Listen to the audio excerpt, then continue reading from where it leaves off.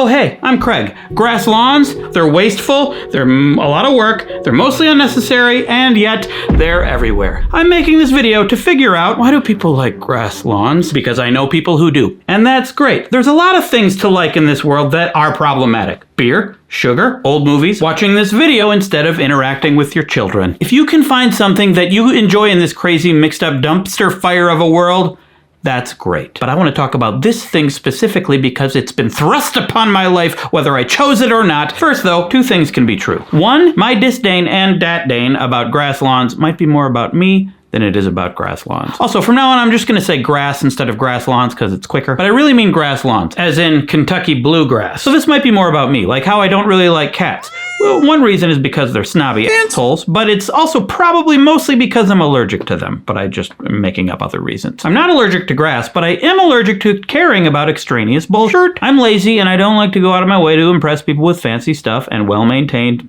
stuff. I've done many videos just right after rolling right out of bed with bedhead and wearing the clothes that I slept in. I don't care about putting on airs.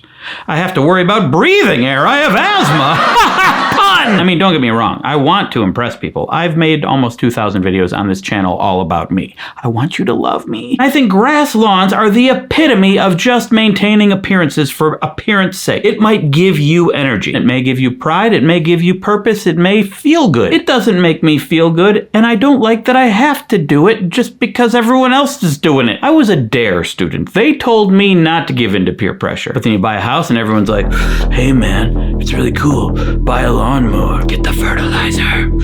I don't know why they're smoking. I actually know someone who enjoys maintaining a lawn more than most people I know. His name is, Dad.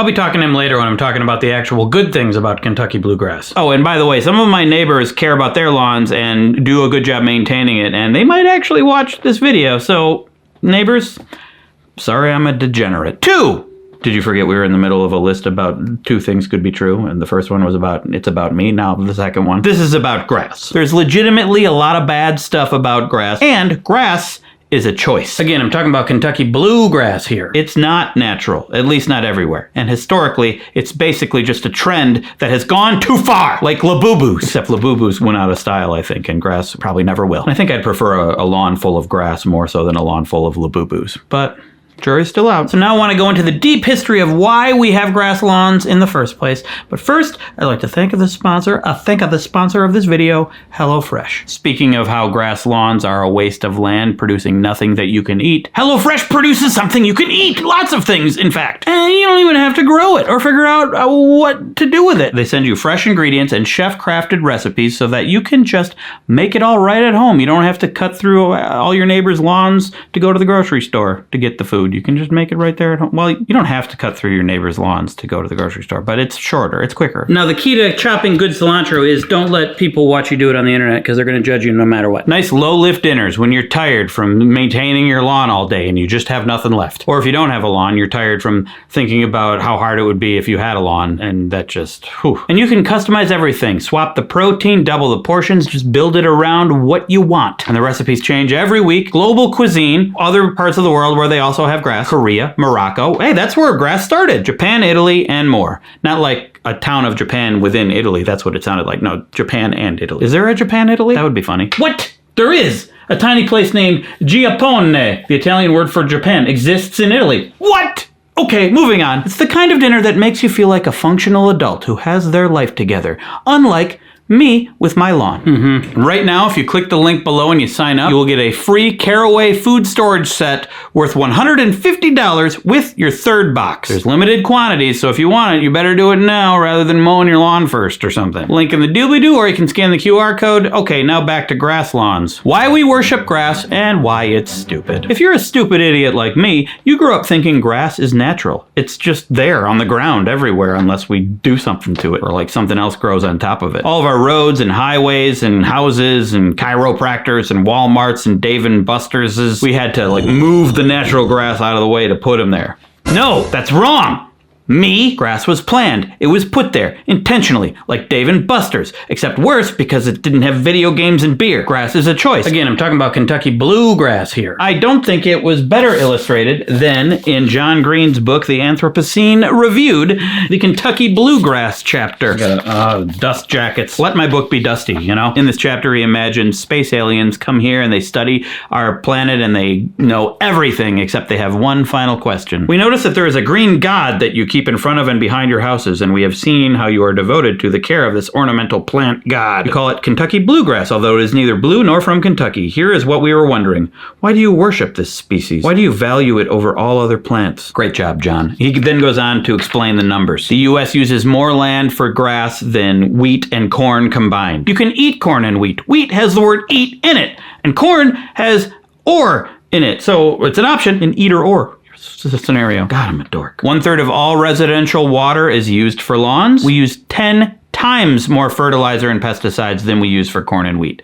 10 times more. Grass clippings and yard waste constitute around 12% of material in landfills. And the amount of money we spend per year on our lawns is around tens of billions of dollars. Not me personally, but like us collectively. Like, I probably spend far less than most. We did try a little when we first moved in, but I don't know. We're not trying as hard now. In John's words, I can't find it, but I wrote it down in the script, so I'm going to pretend I'm reading it here. The U.S.'s most abundant and labor-intensive crop is pure, unadulterated ornamentation. Now then, why is grass a choice? That thing I said before. Well, Kentucky bluegrass is not from Kentucky. It is native to Europe, North Asia, and the mountains of Algeria, Morocco, and Tunisia, otherwise known as Tatooine to all you Star Wars nerds.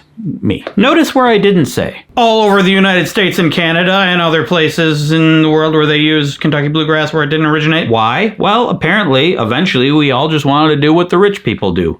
Let's dig into the history. Grass lawns were first used for grazing livestock. Jumping ahead from whenever that was to 1100s Britain, grass was kept short for something called lawn bowling, which sounds terrible. If I'm gonna bowl, I want it to be inside, and I want it to have french fries and beer and hopefully Galaga and Miss Pac-Man and maybe that claw machine to try to win a doll and then not get it, and then my daughter is upset. And then later there was soccer and cricket and golf. Grass is pretty good for having sports. But then the aristocracy wanted to have low grass to show how much money they had. They could throw money at people to maintain a lawn, which was difficult to do back then, and be like, look how much money I have, look what I can do with my money. I hope that's the quote they use at my funeral. And then when the US was founded by former British Richies, they brought over the lawn. Thomas Jefferson had his slaves maintain his lawn at Monticello, and other early U.S. Richies did the same. My lawn is so well kempt. Oh yes, indeed. Mine is like a wig for my dirt. I like to frolic naked in my lawn. A bit too much information, Carl. Yes, keep that skullduggery to yourself. A bit of jiggery-pokery now and then is okay. Our voices are very inconsistent. Eventually, lawns became easier to maintain thanks to the lawnmower, and then there was the rise of suburbanization, and so lawns became associated with having nice things, and now it's just expected that that's what a lawn is. I suppose it was nice back then to have something to work towards.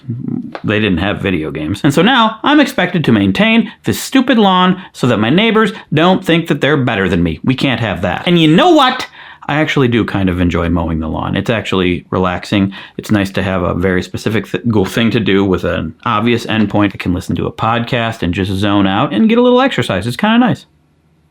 But I don't want to do it! Basically just keeping my neighbors happy and keeping the lawn short enough so that it doesn't attract ticks. But I know someone who's more passionate about mowing the lawn than maybe anyone else I know. My dad.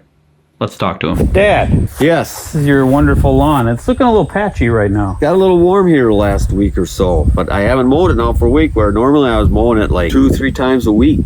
2-3 times a week? Every third day. Hey, why is that? Because it was growing. Probably mow once every 2 weeks or less. Well, is your grass green? Well, it is, but it's not really all grass. Well, you know, a green yard is a nice place for recreation. Well, it keeps down like your insects, relieves my stress and stuff. It makes the community look nicer. Well, they say it has a psychological effect. Does it? And an emotional effect on people, yes. What do you do for a job? I'm on the maintenance crew at the Monona Golf Course. I mow grass. You mow the grass of a golf course as your job. What is it about mowing you like so much? Do you like the job? I do like the job. We do like tree trimming and, you know, spin traps, a lot of other stuff. It's just relaxing. It's nice to see a nice green green surface. It didn't have to be grass. It doesn't have to be. This was a choice we made. But it's a good choice. You could grow plants. You could grow food in your lawn. That's what the farmers do. That's why we got all that big open wide area is for the farmers. You know, there are farmers that are called sod farms that grow grass on their farms. They just grow grass to give to you to put on your lawn? Yes. I'd rather just not have to worry about it at all. I got to have something to do, and that's what I like to do. Okay, yeah, I guess I like to play video games and watch shows and make videos. But that's your job. That's true. But do you like your job? I do like my job. Okay, that's good. Okay. It's not a job if you like it. Well, this video is not going to be very positive about grass. Why? Because I'm talking about how wasteful it is. We could be using the land for other things. Well, look at your dogs. They're sitting in the green grass. They aren't sitting on any brown grass. That's true. And Rosie, she's happy out there too. Hey, Bunny. Rosie. She doesn't seem very happy out here. But I am going to talk about positive things about grass. I would look it up to see why people grow grass in their yards. Okay, well, that'll be later in the video, probably after this interview. Oh, okay. Right after it. All right. Right now. All right. It provides space for recreation. It looks nice, depending on your opinion. It's a stress reliever, and some people get genuine satisfaction out of maintaining it. It probably reduces overall insects near your house compared to what might be there if you let it just grow. But is that a good thing? The bees are dying, man. Are they? Let me see. Yes. Other benefits, it does absorb carbon dioxide and produce... No.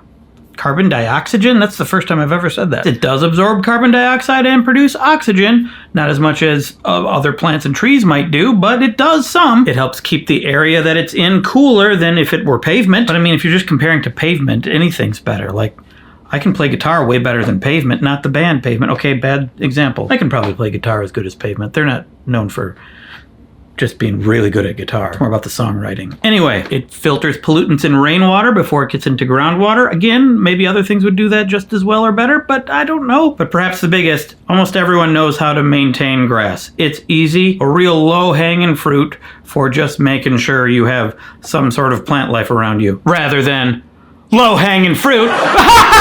It does create a lot of water use, and if you're using fertilizer and pesticides, that's really not so great.